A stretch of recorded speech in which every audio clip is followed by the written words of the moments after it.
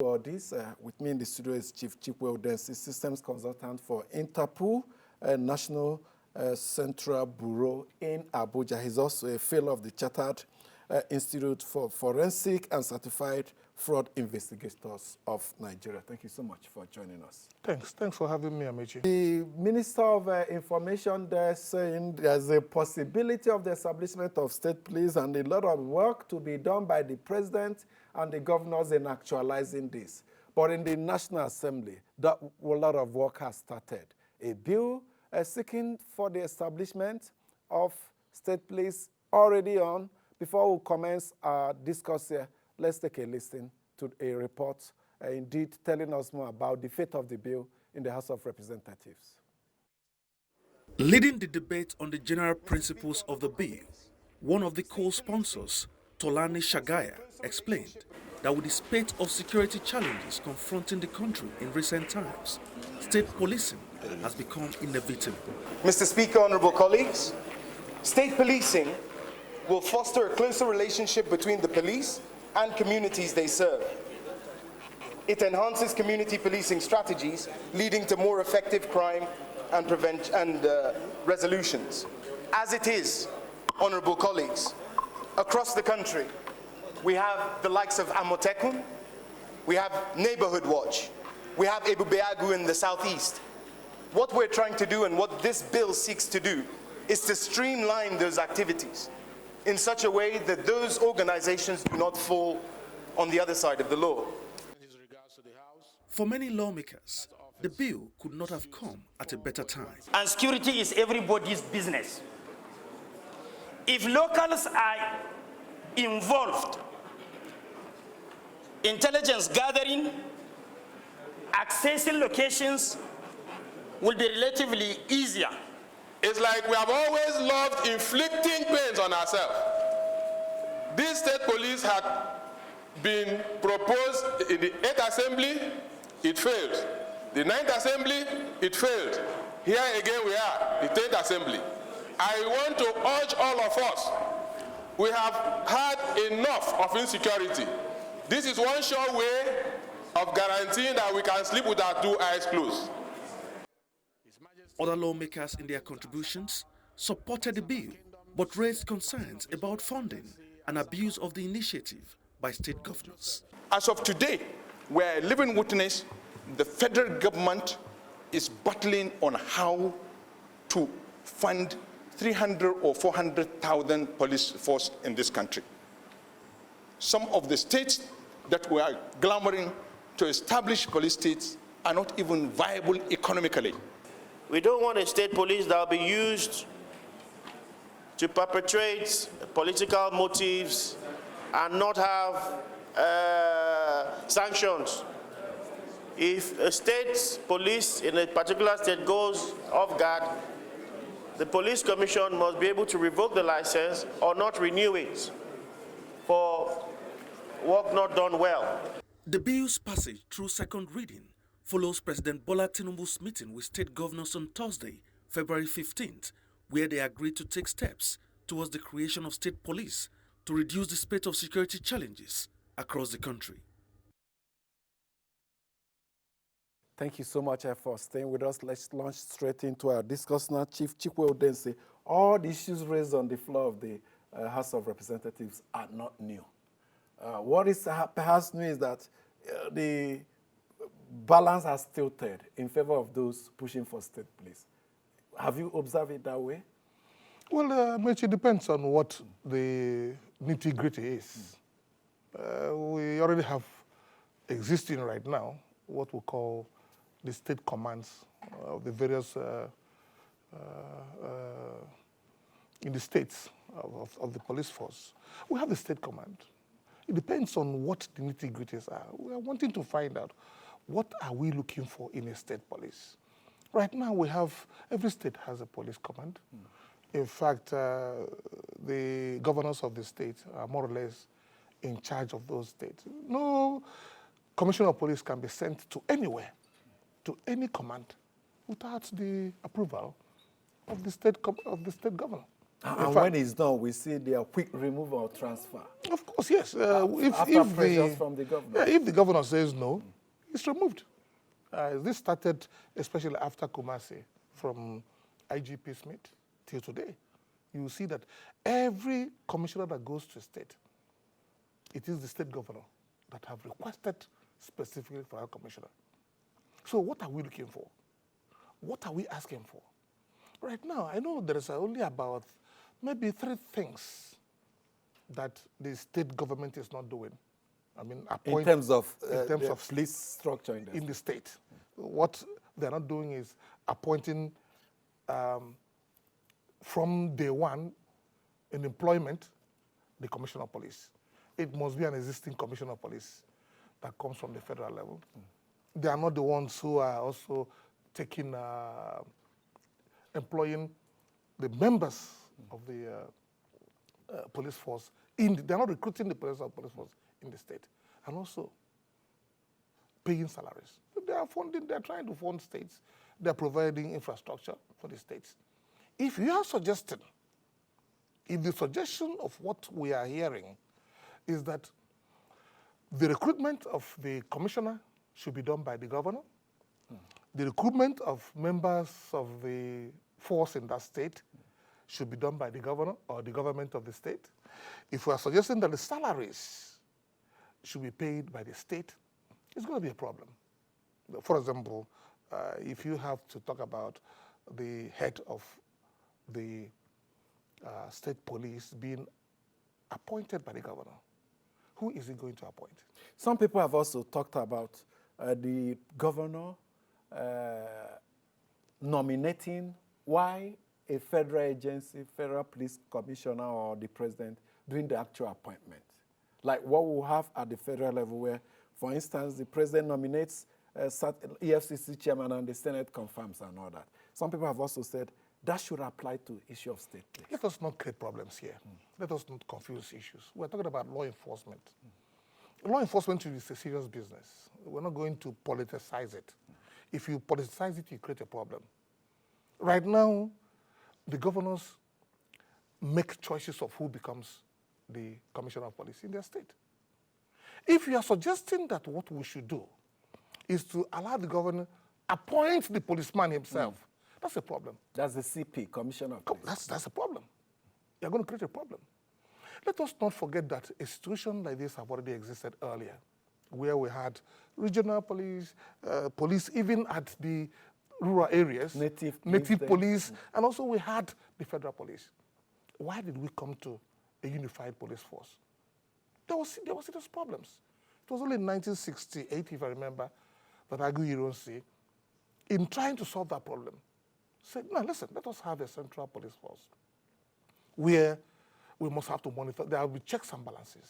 And some have said Nigeria is the only federal system where you have single level of policing. The elsewhere is multi-level. No, it's not single level. Right now we have vigilantes who are doing police work in various locations. We have even regional police. We have a Bubago.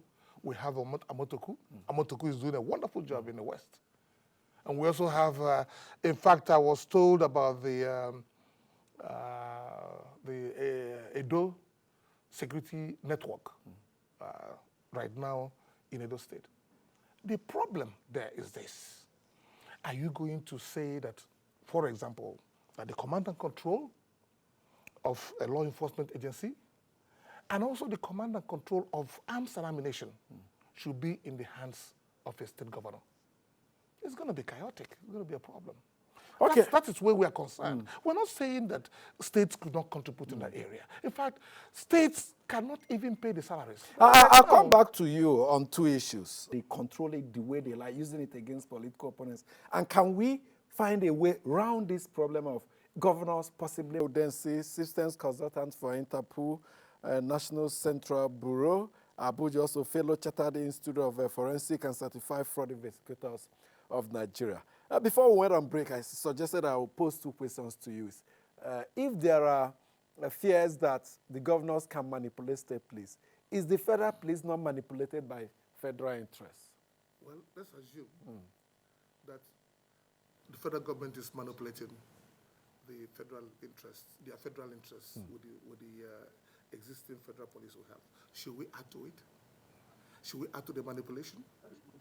There's no doubt that there is a need for us to have the rural areas being properly secured. There's no doubt there is a need to add to the police force we have right now. There's no doubt there is a need for us to have community policing, which everybody has advocated. Take the police force to the people.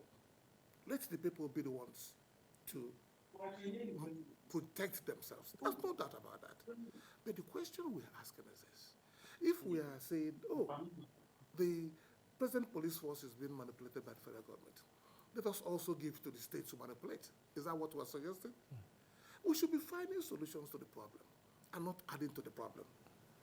We should look about a situation where we create the enablers in the rural areas. The communities should manage themselves with the police force of the communities, which we call community policing. That is what we're talking about. We have tried that. To what extent did No, they we have work? not tried it yet. So what was the police doing when they came out with this community policing principle? Put in place where it is not fully enforced. Communities don't have police right now. There are no enablers. The laws don't even enable it. That's the Police Act does not enable community policing? Right now, there are no specifics in our laws that provides for community policing. And it is being mooted. It is being put in place. In fact, we have right now a commissioner of police who is in charge of community policing at the police headquarters. So they are putting together those ideas that there's a need. Decentralize the power to the communities, decentralize authority to the communities, decentralize even recruitment to the communities. But not to say that the solution to it is state police. Well, if it is state police, what are the things there? How is it going to be managed? Okay. Where I am quarreling with, Mechi, let me make it very clear. Where I disagree. I'll come back to you to land on the point you were stressing. Well, I hear everybody talk about community policing. I hear everybody talk about state policing. The people are in agreement with that. We are insisting that the police force, policing of the nation, should go to the people, right to the doorsteps of the communities. Is that what state police is all about? No, that's not what state police is all about. We are talking about community policing. Let us take the safeguarding, the maintenance of law and order to the doorsteps of the people. The rural areas that it's almost about 75% of the population of our country. Let us take it to the people. That is not state policing. What people are suggesting about, what I see a few write-ups, is that let us hand over to the states recruitment of policemen, appointment of commissioners of police in the state, payment of salaries of policemen. That is what I see people talking about. And that is exactly what I see that is not happening right now. Other things are happening. Let us take policing to the communities. Let me give you an example of what I mean. I'm from Arochukwu local government. In Abia State? In Abia State. Arochukwu local government, I'm not talking about local government policing. I'm talking about the community. In Arochukwu, we have about 5 communities. These 5 communities take policing to them, not even the local government. Now, in what way? How can this be achieved? What do you mean by taking policing to them? What is policing? Is it establishment of their vigilante or what? Well, what is policing? Vigilante is also policing. In fact, if you talk about policing, it is not just the police work we see today. The judiciary, the system, the prison system, is also policing. The traffic control is also policing.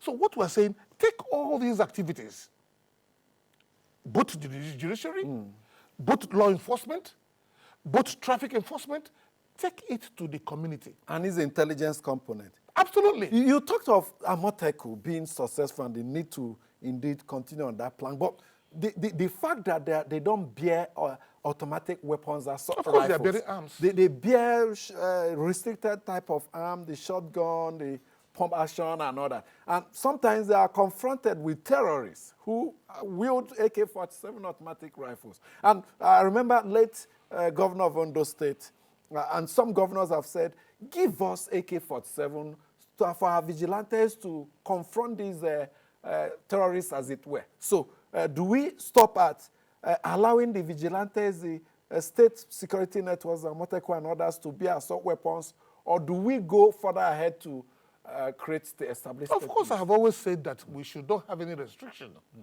as to the necessary arms that ought to be used in law enforcement at whatever level. There should not be any restriction. If the requirement there is to use of sophisticated arms, not necessarily what we are using, the pump action or maybe double barrels they are using right now, let us have it. Those sophisticated weapons are required at all levels of law enforcement. But who controls it? That is where the issue is. That is where the governors are wanting to have. Let us control the appointment, the management, the control of arms and ammunition. So you think it's the governors that are behind this push for state? Who else is? I didn't see that. Anybody who is talking about state policing, by the time they end up talking, they're talking about community policing. They're not talking about state policing. The state policing as envisaged by state operatives are suggesting that we should hand over the command and control of arms and ammunition and the management of security apparatus of the state to the hands of the local government, to the hands of the governors. It will be a disaster. Some will say that disaster. this is what operates in other federal systems in U.S. FBI, state police, county police. In U.S., for example, which you have mentioned now, we had at the time when the president of America, Bill Clinton, he was investigated, brought to an investigative team over an issue he had, an immoral issue he had with one of the interns, Lewinsky saga. Monica Lewinsky. Here in Nigeria, the governor, deputy governor, the president, the vice president are immune. What kind of immunity are we talking about? They are immune to civil and criminal investigation. What do I mean by that, Ms. Amechi? A governor can walk in here, shoot you in the head. He can't be investigated. He can't be prosecuted. A governor He leaves office. He leaves office. A governor can put his hands in the teeth of the government. Takes money. EFCC waits till He will wait until he leaves office. Look at the one we are told about. I saw the report of EFCC on Kogi State, over 90 billion. I don't know if it's true or not. So to subvert this problem, we'll remove Section 308 from the Constitution. There are so many things to be removed. So many things. That immunity is a major problem. I don't know. So what you're saying in effect is that the governors enjoy immunity if they give them powers to control police when we create a state police. It will be a terrible combination. Point People made. who are immune to prosecution against all civil and criminal activities, and you are giving them the command and control, arms and ammunition of a state security apparatus. It's a recipe for disaster. As climbs, we see clashes between state police and federal police. How do we, even with Amotekun Bubago, we see few times, look at Tantita and the Navy in Niger Delta, we see these conflicts. How do we begin to smoothen the rough edges again? Well, the thing is, you don't smoothen the rough edges by creating more problems. If you identify a problem, find solutions to that problem. You don't create more problems in wanting to solve a problem. We have all said that, number one, that the federal police, as we have it right now, the Nigerian police force, is poorly paid, poorly remunerated, poorly equipped. By So we federal shouldn't government, transfer that are you to the transferring to states that can't even pay minimum wage? Are you transferring to the states that can't even pay salaries? So, some will argue that, and you alluded to it, that much of the state operation of the state at the state level, the costs are borne by the governors. Absolutely.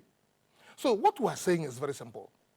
There is no doubt, there's consensus everywhere that we need to improve on the quality of police force we have right now. There's no doubt about it. There is no doubt that we need to take this police to the people. Like Gab said, we need to take the policing of our society to the people itself. He's talked about his own community not having police presence. No doubt about it. Ungoverned spaces So everywhere. we should recruit more policemen, pay them properly, and make sure that there's some level of independence in their judgment not judgment that are being tweeted and collaborated or being canvassed by state governors who are politicians. Now, you talked about governors having a hand in choice of commissioners of police. We have seen governors who have stated publicly that when, as chief security officers of their state, when they give instructions in terms of security-related matter, the commissioners of police will want to get clarification from Abuja. And this takes a while, and why the problem gets complex. So, when the governor gives an instruction, and that instruction is within the ambits of the law, the commissioner of police obeys the instruction. But when you give some vile instructions, when you give instructions that is intended to prejudice the interest of the law, which is beyond the capacity of governors, which they currently do. I can give you a retinue of examples. Governors are overbearing because they have immunity. They sit on a high horse. They see themselves as emperors. They cannot be investigated. They can't be prosecuted. Therefore, they give all kinds of orders. Those orders must not be obeyed by the Commissioner of Police of the state. It must be legitimate orders. Look at the provisions of the Constitution. Section 215, if I remember very clearly. It says that the Commissioner of Police in the state is bound by law to obey legitimate orders of the governors as the chief executive officers for the state and chief law officers of their state. However, in a situation where there's a conflict as to whether the instruction of the governor is legitimate or not, of course he has to seek clearance from the center. These checks and balances, Amechi, are very, very important. These checks and balances are very, very important. Look at what is happening in the states. You saw what happened yesterday. The two contending factors in PDP, the governor and the deputy. The governor and deputy. The deputy governor, we saw exactly what happened. The deputy governor's supporters, who are legitimate people that ought to vote, the delegates, when they came for the elections, for the primary elections, they were stopped from entering. Were they? They were. Let me give you I have intelligence information on that. They were stopped. In anger, they now chose to go and do something different. They had their cards. They were delegates, accredited delegates. But they were not allowed because they have been identified as being supporting the deputy governor. So what happened? Deputy governor went to do his own business separate. But then what happened? The Edo State Security Network went to disrupt the arrangement. Those guys there were very lucky that by the time the team came, they had already finished the primaries and declared their own candidate. But still, look at the mayhem. I can send you the clip. Look at the mayhem. Because they have instructions of the governor to go and disrupt that. It will be hard to take this one. It is true. It's true. Who accept this one that they have the... And they have the instructions of government, Chief, government instrumentality to strike do that. this one off the record. No, let us look at things by their right names. These are criminal allegations against the governor. But he can't be prosecuted. He's not here. He has immunity. So it will not be fair Who sent and right him? for him. Who sent him? I mean, it's an allegation that could come from anywhere. So strike it off and stay with the issues. As we get set to go now, in less than a minute, we are precious for time. Your advice for the National Assembly as this bill gets their attention. Well, the advice is this. There's a consensus that we need to improve on what we have right now. But let us not add more problems to it. How do we improve on it? Take policing to the people, community policing. That's the solution. Everybody believes that, and that is what is working around the world.